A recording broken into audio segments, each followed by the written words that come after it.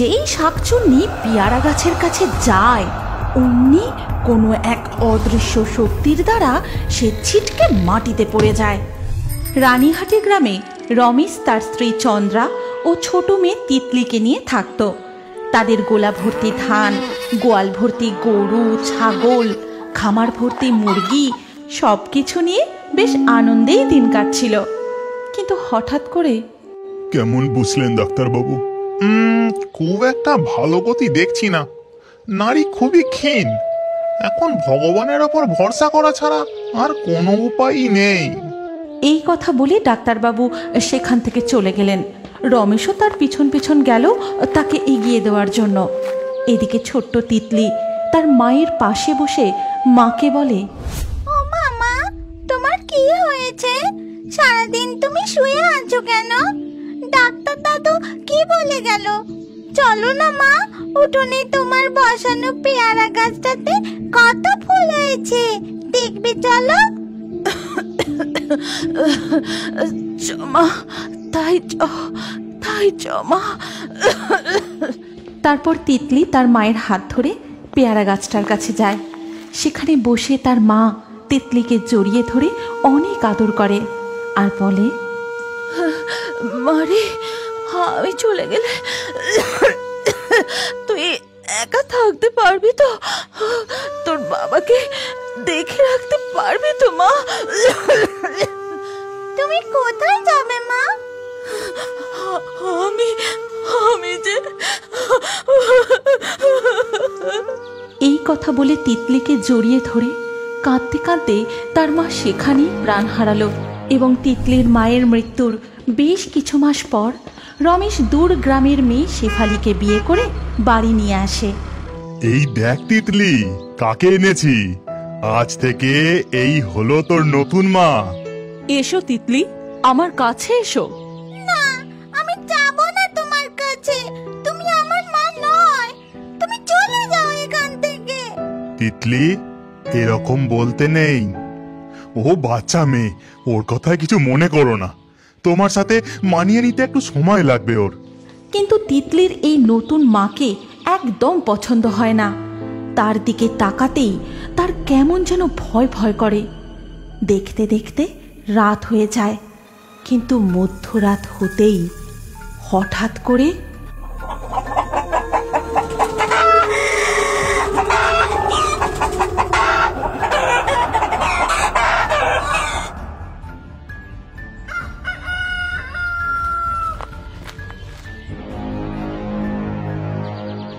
এ কি, এখানে এত রক্ত আর পালক পড়ে রয়েছে কেন? তারপর সে খামারে বেঁধে রাখা ছাগল আর মুরগিগুলোকে গুনে দেখে সেখানে একটা ছাগল আর মুরগি কম রয়েছে। হায় হায়, এ কি সর্বনাশ হয়ে গেল গো। কাল রাতে নিশ্চয়ই শেয়াল কুকুর ঢুকে আমার খামার থেকে মুরগি ছাগল খেয়ে চলে গেছে। আজকেই উঁচু করে বেড়া দিতে হবে আমাকে। এই কথা বলে রমেশ সেখান থেকে চলে যায়। তারপর তিতলি ঘুম থেকে উঠে তার মায়ের বসানো পেয়ারা গাছটার কাছে এসে মায়ের কথা মনে করে ফুঁপিয়ে ফুঁপিয়ে খুব কাঁদতে থাকে আর বলে, মামা, তুমি কোথায় চলে গেলে মা? তোমাকে ছাড়া আমার একদম ভালো লাগছে না মা।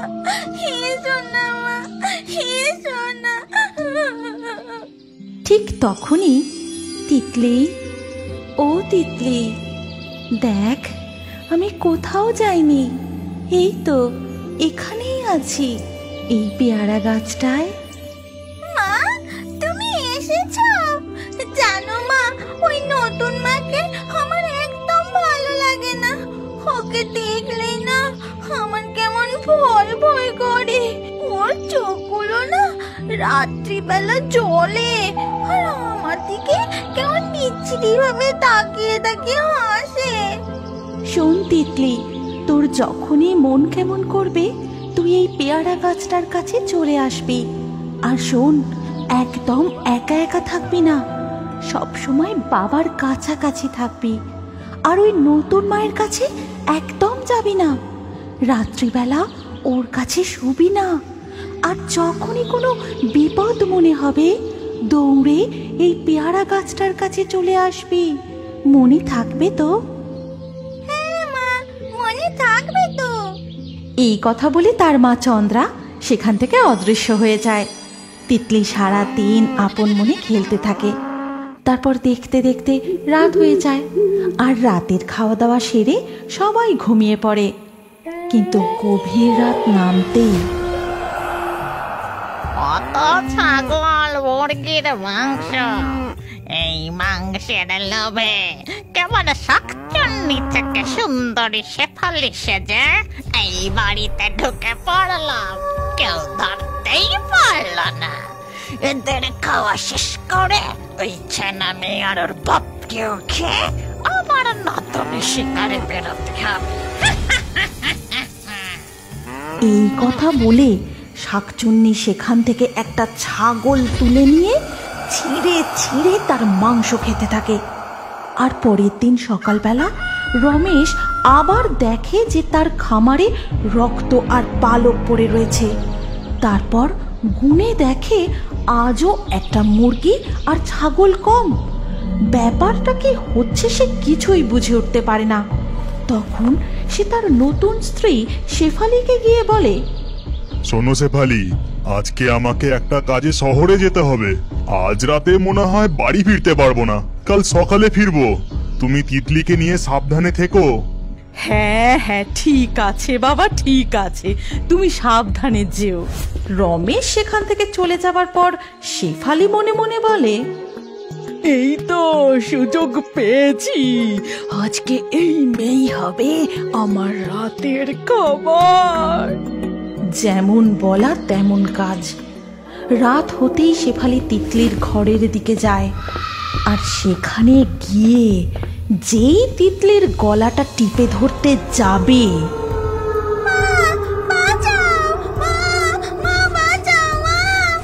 তিতলি দৌড়ে পেয়ারা গাছটার কাছে চলে যায়, আর সেখানে গিয়ে অজ্ঞান হয়ে পড়ে যায়।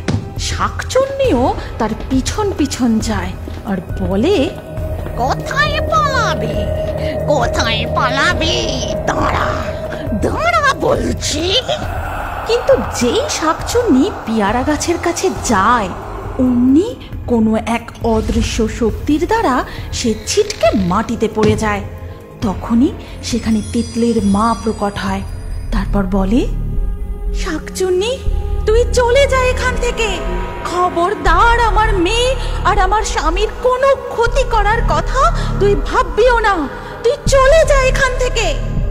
ও আচ্ছা, এই ব্যাপার, তুই আমাকে আটকাবি, দাঁড়া, কাল সকালে তোর ব্যবস্থা আমি করছি। পরের দিন সকালে রমেশ ফিরে আসতেই শেফালি তাকে বলে, শোনো বাপু, উঠোনের পেয়ারা গাছটা তুমি কেটে দাও।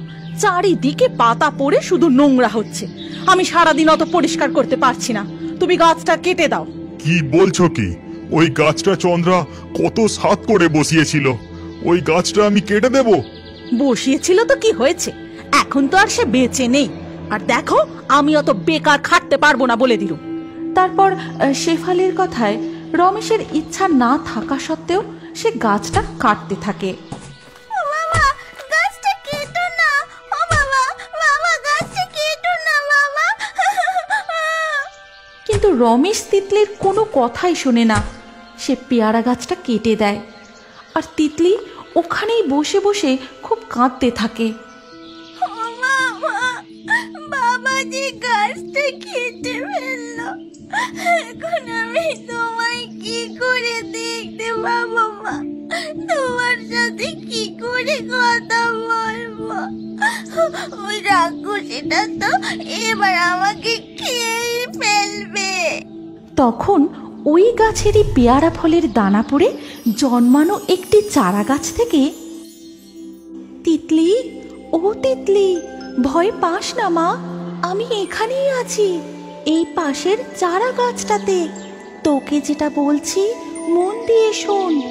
এখান থেকে বেরিয়ে সোজা সাধু বাবার আশ্রমে যাবি, আর সব কথা তাকে খুলে বলবি।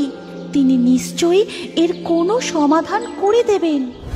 মায়ের কথা মতো তিতলি সেখান থেকে সোজা সাধু বাবার আশ্রমে চলে যায় এবং তাকে গিয়ে সমস্ত কথা খুলে বলে। আর সবকিছু শুনে সাধু বাবা তিতলিকে একটি তাবিজ দেয়। তারপর সে বাড়ি ফিরে এসে তার বালিশের তলায় সেই তাবিজ লুকিয়ে রাখে। আর ওই দিন রাতেই শেফালি আবার যখন তিতলির ঘরে যায়, তখন তিতলি ঘুমোনোর ভান করে চুপটি করে পড়ে থাকে।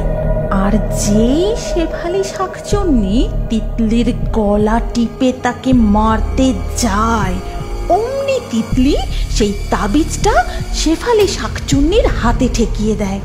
ও বাবা গো, জ্বলে গেল, জ্বলে গেল, জ্বলে গেল, ও বাবা গো, জ্বলে গেল। আর চিৎকার শুনে রমেশ তিতলির ঘরে চলে আসে এবং সেই জ্বলন্ত শাকচুন্নিকে দেখে সে তো খুব ভয় পেয়ে যায় আর তিতলিকে জড়িয়ে ধরে। এ আমি কি দেখছি? কি হচ্ছে কিছুই তো বুঝতে পারছি না। মা, মা দেখলি তুই ঠিক আছিস? বাবা, তুমি যে নতুন মাকে এনেছিলে সে কোনো মানুষ ছিল না, সে আসলে একটা শাকচুন্নি। বলিস কি রে? আমি তো এতদিন কিছুই টের পাইনি। কিছুক্ষণের মধ্যেই শাকচুন্নির সারা শরীর জ্বলে ছাই হয়ে যায়। এরপর থেকে বাবা আর মেয়ে দুজনেই সুখে শান্তিতে থাকতে শুরু করে। এদিকে উঠোনের সেই পেয়ারা গাছটা ধীরে ধীরে বড় হয়ে যায়। বাবা মেয়েকে এত ভালো থাকতে দেখে তিতলির মায়ের আত্মা শান্তি পায়। এই গল্পের পরবর্তী অংশে কি হতে চলেছে আপনি কি জানতে চান? তাহলে আমাদের ফেয়ারি টুনস বাংলা কার্টুন পেজটির ফলো বাটন ক্লিক করে এক্ষুনি ফলো করে নিন। আর আপনি যদি কার্টুন প্রেমী হয়ে থাকেন তাহলে এই গল্পটি অবশ্যই শেয়ার করুন। তাহলে বন্ধু, আবার দেখা হচ্ছে আমাদের পরবর্তী ভিডিওতে।